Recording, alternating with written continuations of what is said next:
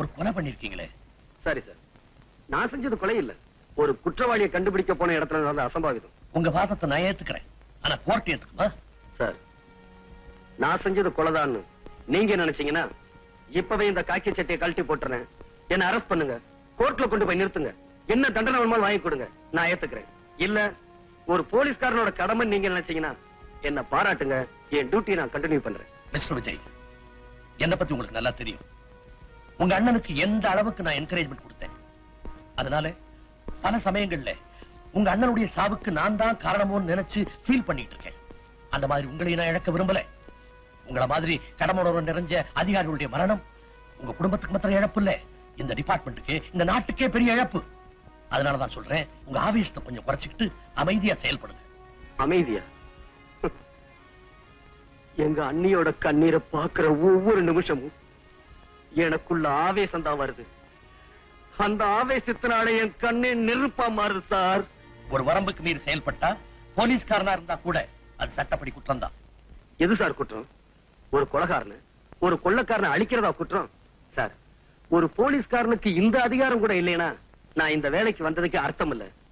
எங்க அண்ணனோட சாவை இன்னும் என்னால மறக்க முடியல. அதுக்காக பழிக்கு பழி வாங்கணும் தான் இந்த வேலையே செலக்ட் பண்ணியா? அப்படியே நீங்க நினைச்சாலும் நான் பழி வாங்க போறது ஒரு மகாத்மாவையும் புத்தனையும் இல்ல சார்.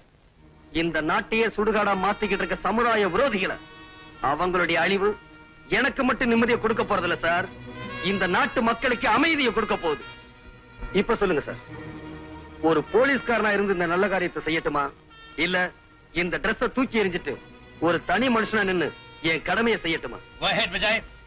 உன் சர்வீஸ் இந்த டிபார்ட்மெண்ட் இழக்க தயாரா இல்ல, அதே சமயத்துல உன் உயிரையும் இழக்க விரும்பல, அதை ஞாபகத்துல வச்சுக்க. என் கடமையை செஞ்சு முடிக்கிற வரைக்கும் அந்த கடவுள் கூட என்ன எதுவும் செய்ய முடியாது. வெரி குட், உன் தன்னம்பிக்கை ரொம்ப பாராட்டுறேன். Thank you sir. அண்ணி, நான் கொலை செஞ்ச என் தங்கச்சி சாவுக்கு காரணமா இருந்த என் கையாளியும் கழுத்தை நெரிச்சு கொண்டிருப்பேன். ஆனா ஓ அதிர்ஷ்டம், நான் காக்கி சட்டையில இருக்கேன்.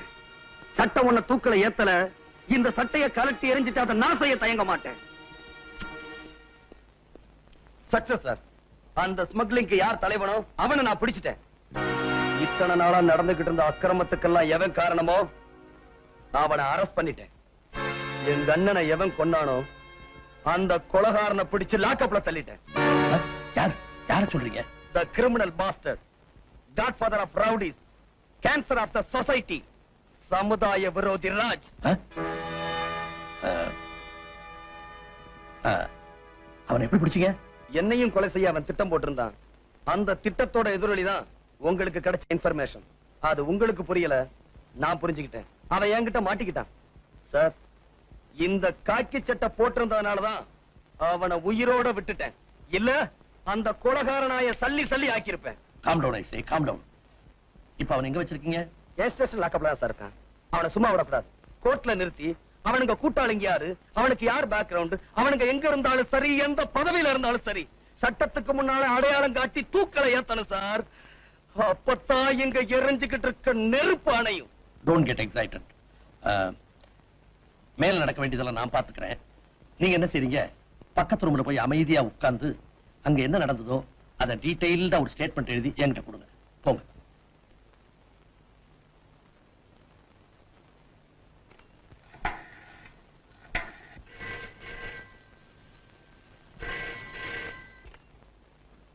எஸ். ஹலோ, அங்க இன்ஸ்பெக்டர் விஜய் இருக்காருங்களா?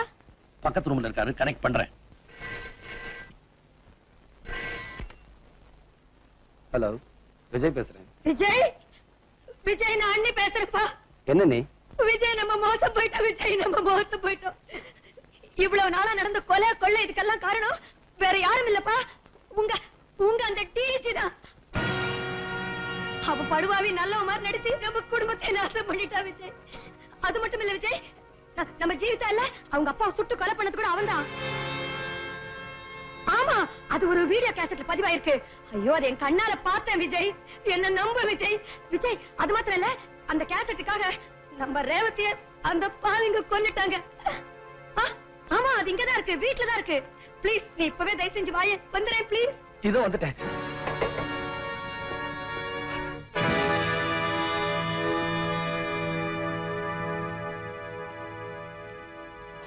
என்னப்பா நான் யாரு என்னன்னு உங்க அண்ணி டீடைல்டா சொல்லிட்டாங்களா? உங்க அண்ணி சொன்னதை உன்னால நம்ப முடியல. அவங்க சொன்னதெல்லாம் 100க்கு 100 உண்மை. Criminal bastard, godfather of the rowdies, cancer of the society அப்படின்னு அடிக்கடி நீ வர்ணனை பண்ணுவியே, அது வேற யாரும் இல்ல, சாட்சாத் நானே தான். நம்ம டிபார்ட்மெண்ட்ல உன்ன மாதிரி பிழைக்க தெரியாதவங்க நிறைய பேர், என்ன மாதிரி பிழைக்க தெரிஞ்சவங்க கொஞ்சம் பேர் தான். என்ன வேலையே பயிரமே இது நியாயமானு கேட்க போறியா? இல்ல சட்டத்தையும் ஒழுங்கையும் பாதுகாக்க வேண்டிய இந்த இடத்திலேயே அதை குழி தோண்டி புதைச்சு சமாதி கட்டுறீங்களேன்னு வேதனைப்பட போறியா? தம்பி, சட்டம்ங்கிறது ஒரு இருட்டறை, அதுல போய் வெளிச்சத்தை தேடிக்கிட்டு இருக்கே. சட்டம் ஒரு இருட்டறை தான், அதுல சாட்சியை தேடி அலைஞ்சுகிட்டு இருக்கிறதுக்கு நான் ஒண்ணும் கோலை இல்ல. நீதியின் மறுபக்கமா இருந்து எனக்கு நானே நீதிபதியா வெற்றி எனக்குத்தான் mister Ramadurai.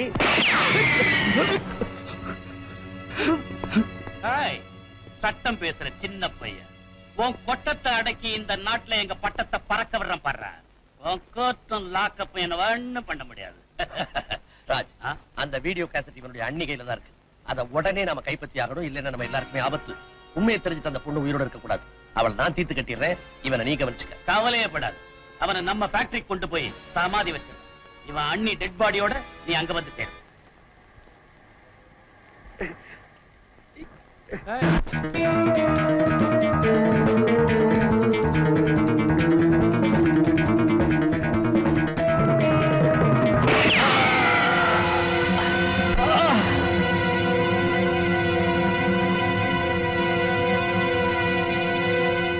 Your honour, mister Vijay செஞ்ச கொலைகளுக்கு கணக்கே கிடையாது. காக்கி சட்டையை போட்டுக்கிட்டு காட்டுல மிருகங்களை வேட்டையாடுற மாதிரி நாட்டுல தனக்கு வேண்டாதவங்களை எல்லாம் சுட்டுக் கொள்றதுதான் இவருக்கு தொழில் நினைக்கிறேன். பட்ட பகல்ல கோர்ட்டுக்குள்ளேயே ஒரு கொலையை செஞ்சிருக்காருன்னா இவருடைய அராஜகத்துக்கு வேற சாட்சியே தேவையில்லை. ஆகவே இந்த கொலைகாரனுக்கு அதிகபட்ச தண்டனை வழங்க வேண்டும் என்று கேட்டுக்கொள்கிறேன். இந்த குற்றச்சாட்டுகளுக்கு நீங்க ஏதாவது பதில் சொல்ல விரும்புறீங்களா? இல்ல சார், நான் சட்டத்தை மதிச்சு வாழ்ந்துகிட்டு இருந்தவன், அந்த சட்டம் செத்துறக்கூடாதுன்னு போராடிக்கிட்டு இருந்தவன், சட்டப்படி என் கடமையை செஞ்சுக்கிட்டு இருந்தவன். அதனால அந்த சட்டம் என்ன தண்டனை கொடுத்தாலும் அதை ஏத்துக்க நான் தயாரா இருக்கேன். உங்களுக்காக வாதாட வக்கீல் யாராவது இருக்காங்களா? ஒரு மனுஷன் பிறக்குறான், வாழுறான், சாகுறான் இல்லாம அவன் வாழ்க்கை ஒரு சரித்திரமா அமையணும்னு எங்க அண்ணன் அடிக்கடி சொல்லுவாரு.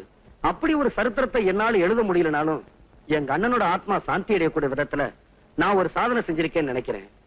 இதுக்கு மேல வாழணும்னு ஆசைப்படல.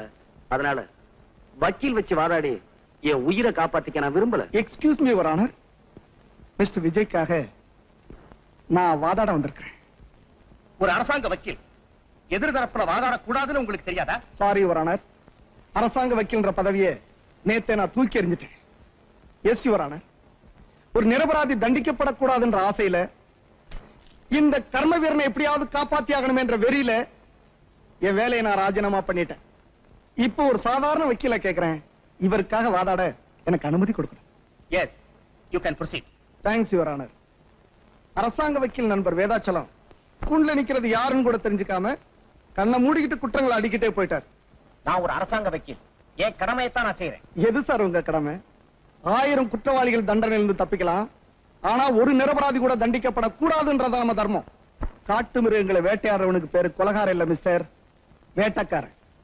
ஒரு ஊரையே கதிகலங்க வச்சுக்கிட்டு இருந்த ஒரு புலிய ஒருத்தன் சுட்டு கொண்டான்னா அவனுக்கு அவார்டு கொடுப்பீங்களா இல்ல கொலகாரன் சொல்லி தூக்கில ஏத்துவீங்களா?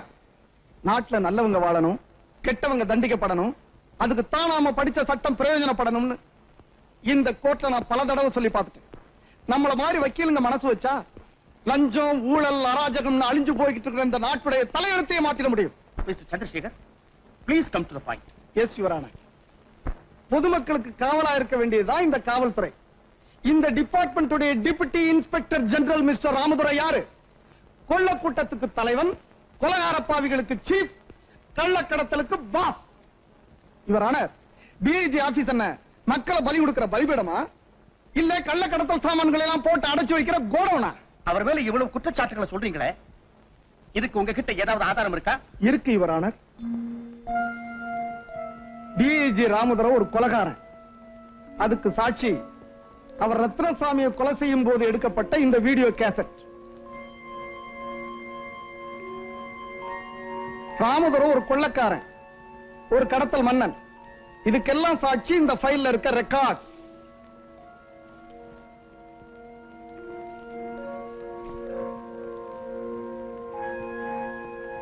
காப்பாத்துறதுக்காக ராமதுரையை அவர் கொலை செஞ்சது நியாயம்னு சொல்றீங்களா? நோய் வரான இது கொலையே இல்லைன்னு நான் சொல்றேன். ஒரு தனி மனுஷன் கையில கத்தியோட ஒருத்தனை வரைச்சிட்டு போய் வெட்டி கொண்டா அது கொலைன்னு சொல்லலாம். ஒரு பயங்கரமான குற்றவாளிய ஒரு போலீஸ் அதிகாரி பிடிக்கணுமே துரத்துறான். அவன் தப்பி ஓடுறான். தப்பி ஓடின புலி கடைசியில பதுங்கின இடம் கோர்ட். சும்மா பதுங்குச்சு? நோ, அங்கிருந்து துப்பாக்கி எடுத்து போலீஸ்காரன் நெஞ்சுக்க குறி வச்சிருச்சு. என் கட்சிக்காரர் என்ன பண்ணுவாரு? தன்னை காப்பாத்திக்க வேணாமா? எங்க தன்னை சுட்டுடுவானோன்ற பயத்துல அவனை இவர் ஷூட் பண்ணிட்டாரு. அது படாத இடத்துல பட்டு போச்சு. அவர் இறந்து போயிட்டார். இது எப்படி கொலை ஆகும் நான் கேட்கிறேன். இவர் ஆனர், என் கட்சிக்காரோட இன்டென்ஷன் அவனை கொலை பண்ணணும்ன்றது கிடையாது. அந்த கொலைகார பாவிட்டு இருந்து தன்னை காப்பாத்திக்கணுமேன்றதான். இதை என்னால நம்ப முடியல. காக்கி சட்டையை போட்டுக்கிட்டு தன்னை ஒரு போலீஸ்காரன் சொல்லிக்கிட்டு தன் குடும்பத்தை கெடுத்தவனை இவர் திட்டம் போட்டு தான் பழி வாங்கியிருக்காரு நான் சொல்றேன். அப்படி நான் பழி வாங்கணும்னு நினைச்சிருந்தா ராமதுரை எங்க அண்ணிய கொலை செய்ய என் வீட்டுக்கு வந்தாரே, அப்பவே நான் அவரை சுட்டு கொன்னு இருக்கலாம். அது மட்டுமல்ல, எங்க அண்ணனை கொலை செஞ்ச ராஜுவ என் கண்ணு முன்னாடியே என் தங்கச்சி கழுத்தை நெரிச்சு கொன்னாங்களே, அதுக்கு காரணமா இருந்த ராஜுவ என் கையாலேயே கொன்னு என் பழிய தீர்த்திருக்கணும். செய்யல. சட்டப்படி அவளை அரெஸ்ட் பண்ணி லாக்கப்ல வச்சிருக்கேன். இவர் ஆனர், போலீஸ் டிபார்ட்மெண்ட்ல பொறுப்புள்ள கடமை உணர்வுள்ள போலீஸ்காரங்க ரொம்ப குறைவு. அதாவது லட்சத்துல ஒருத்தர்னு சொல்லலாம். அந்த லட்சத்துல ஒருத்தனுக்கு தண்டனை கொடுத்து உள்ள அனுப்பிட்டு நம்மள நாமே அனாதை வைக்கணுமா? எஸ் யுவர் ஆனர், நாளைக்கு உங்களுக்கே பாதுகாப்பு இல்லாம போயிடும். நீங்க என்னதான் சொன்னாலும் ஒரு பொறுப்புள்ள போலீஸ் அதிகாரி கோர்ட்டுக்குள்ளேயே இப்படி ஒரு கொலை செஞ்சத என்னால ஒத்துக்கவே முடியல. அப்போ கொலை செஞ்சது கூட நியாயப்படுத்திடலாம். அது இந்த கோர்ட்டுக்குள்ள நடந்துக்கூடாதுன்னு சொல்றீங்களா?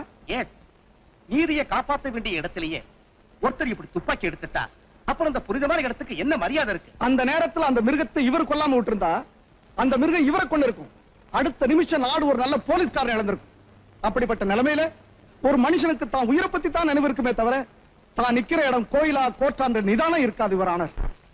ஆகவே இவர் ஆனர், தன்னுடைய உயிரை காப்பாத்திக்கிறதுக்காகத்தான் இந்த சம்பவம் நடந்திருக்கின்றத தயவு செஞ்சு எண்ணி பார்த்து என் கட்சிக்காரர் இன்ஸ்பெக்டர் விஜய்க்கு மட்டுமல்ல, இவரை போல கடமையே பெருசா நினைச்சு வாழ்ந்துகிட்டு இருக்கிற மத்த போலீஸ் அதிகாரிகளுக்கும் ஊக்கம் தரும் வகையில தங்களுடைய தீர்ப்பு இருக்கணும்னு தாழ்மையா கேட்டுக்கிறேன். இந்த வழக்கை பொறுத்தவரை சந்தர்ப்ப சூழ்நிலைகளை வைத்து பார்க்கும்போது குற்றஞ்சாட்டப்பட்ட இன்ஸ்பெக்டர் விஜய் தன் கடமைக்காகவும் அதே நேரத்தில் தற்காப்புக்காகவும் தான் இதை செய்தார் என்பதும் நியாயமானதாக ஏற்றுக்கொள்ளப்பட்டதால் மிஸ்டர் விஜய் அவர்களை குற்றவாளி அல்ல என்று தீர்மானித்து விடுதலை செய்கிறேன்.